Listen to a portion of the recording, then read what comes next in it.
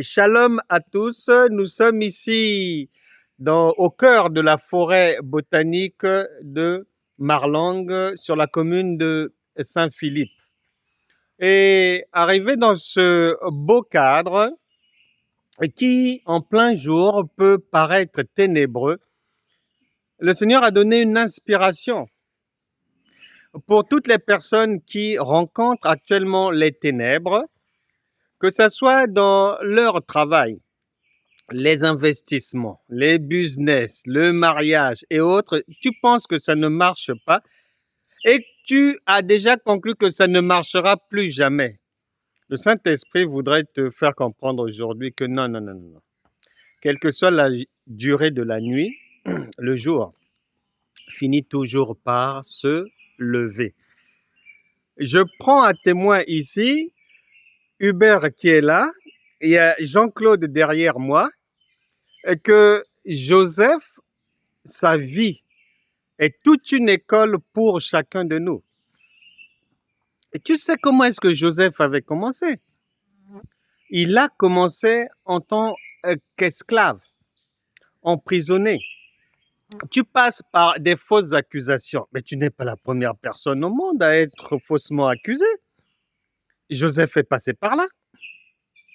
Et tu as une condamnation quelconque. Les impôts te réclament quelque chose que tu ne reconnais même pas. Mais tu n'es pas la première personne. La femme de Potiphar avait accusé Joseph, alors qu'il n'avait rien fait.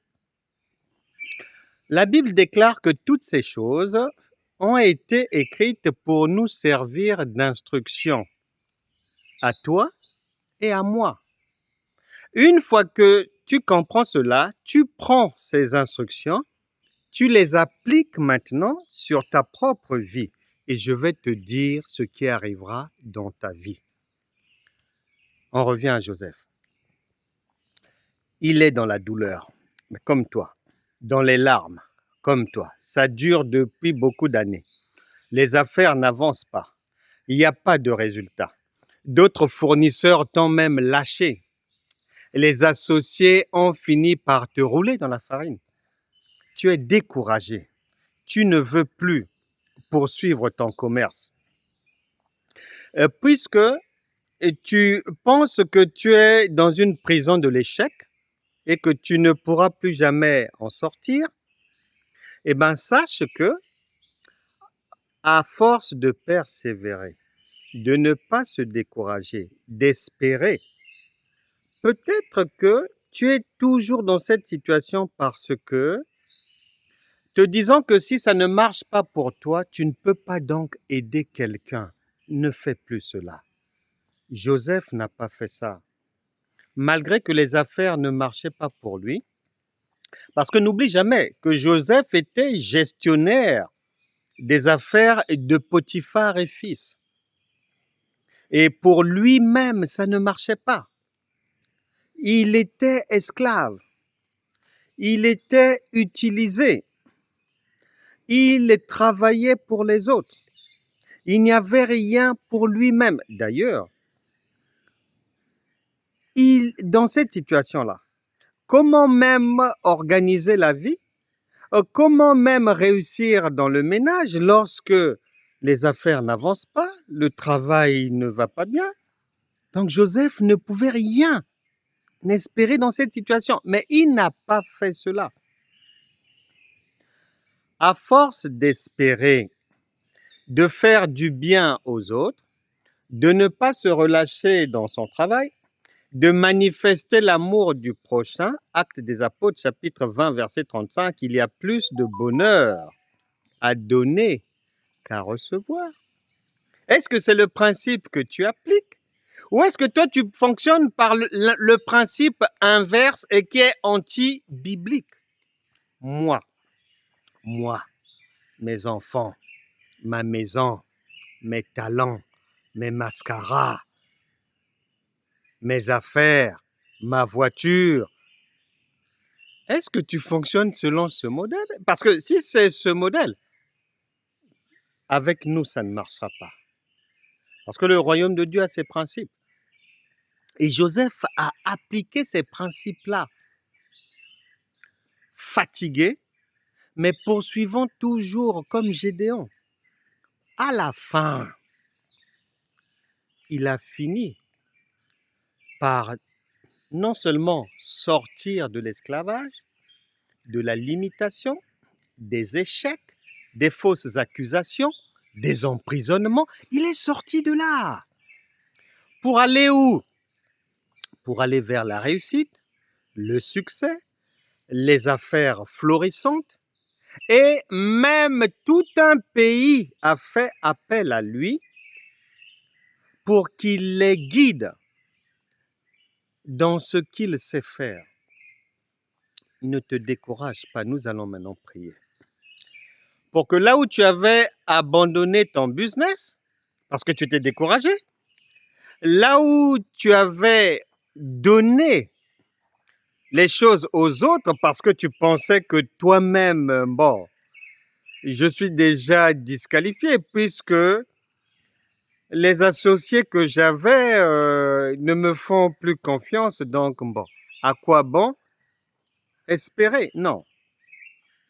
Nous allons prier pour que là où tu t'étais arrêté, là où tu avais jeté l'éponge volontairement, parce que Dieu ne te demandera jamais de jeter l'éponge, là où peut-être une fausse prophétesse t'avait conseillé de laisser tomber, tu vas reprendre là. Et cette fois-ci, ça va marcher.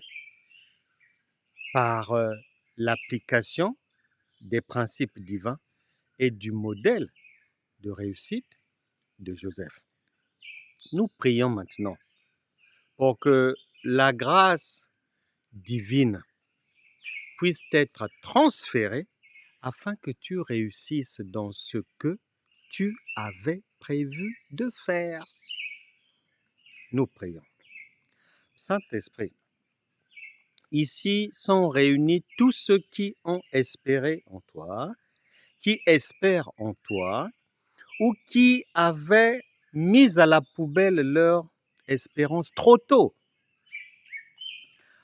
Fais-leur du bien maintenant, au nom de Jésus. Toute personne, dans les affaires, dans les investissements, dans son activité, que toute personne qui croit en la parole de Dieu reçoive maintenant la prospérité divine, reçoive maintenant l'énergie, la force, la détermination pour aller maintenant à l'autre bord, celui de la réussite, du succès, des affaires florissantes, de la prospérité, du développement de ses affaires, de ses business, car telle est la volonté de Dieu. Et elle ne changera jamais pour chacun de nous. Que les grâces de Dieu, les autorisations, les permis, les licences, les subventions qui étaient attendues et dont les dossiers étaient bloqués soient maintenant relâchés.